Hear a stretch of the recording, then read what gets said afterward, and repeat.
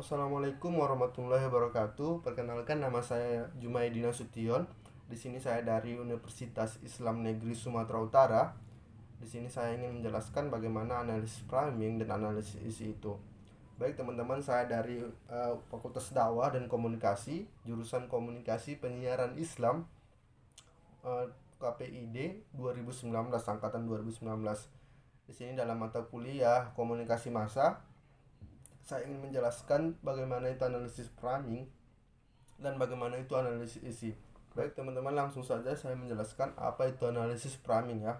Jadi analisis framing di sini dapat dipahami sebagai proses bagaimana seseorang mengklasifikasikan dan mengorganisasikan dan menafsirkan pengalaman sosialnya untuk mengerti dirinya dan realitas luar dirinya, begitu ya. Selain itu, teman-teman, framing di sini berfungsi untuk membuat suatu realitas menjadi teridentifikasi karena sudah ditandai dengan label tertentu. Jadi ada macam-macam model analisis framing dan cara kerjanya, teman-teman. Yang pertama itu adalah framing model Murray Edelman.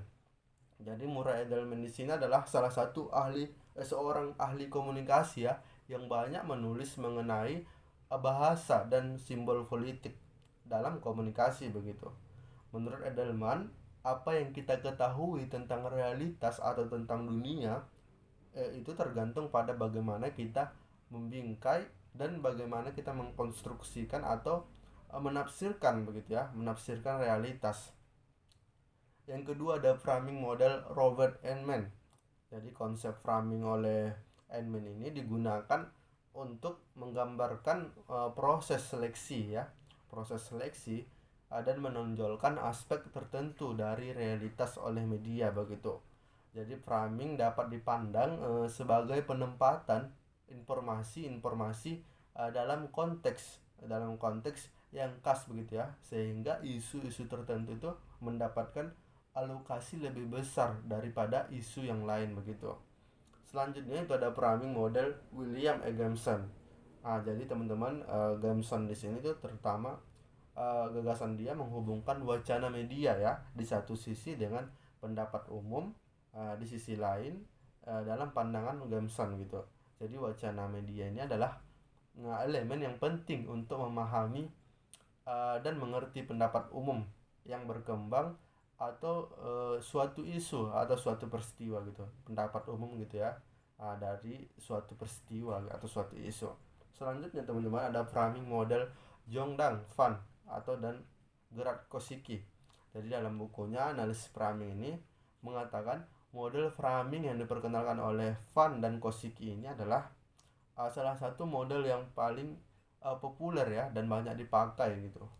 Jadi framing di sini didefinisikan sebagai proses membuat suatu pesan lebih menonjol, begitu, dan menempatkan informasi lebih daripada yang lain. Jadi sehingga halayak itu lebih tertuju pada pesan tersebut.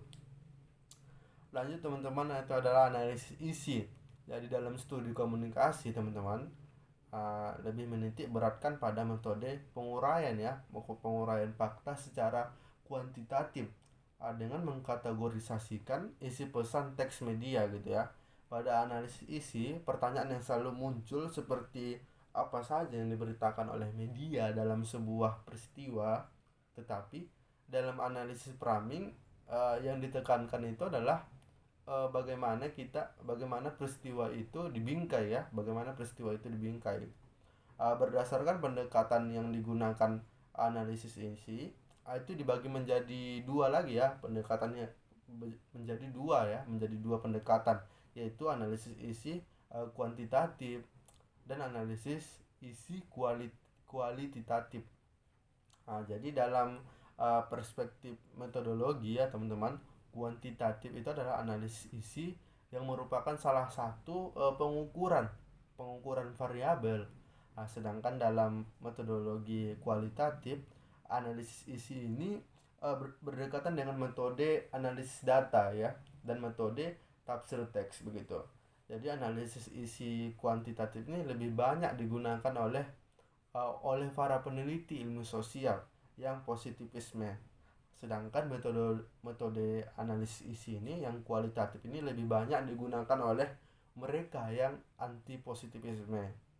Jadi ada beberapa langkah yang perlu dilakukan untuk melakukan analisis isi ini ya teman-teman. Yang pertama yaitu kita harus merumuskan masalah, melakukan merumuskan masalah penelitian, melakukan studi pustaka, dan menentukan unit observasi dan unit analisis. Dan ada lagi teman-teman, yaitu menentukan sampel dan menentukan variabel dan membuat kategorisasi dan pedoman pengodingan atau mengumpulkan data-data begitu teman-teman. Baik, terima kasih, cukup sampai di sini penjelasan dari saya, yaitu analisis framing dan analisis isi. Saya undur diri. Assalamualaikum warahmatullahi wabarakatuh.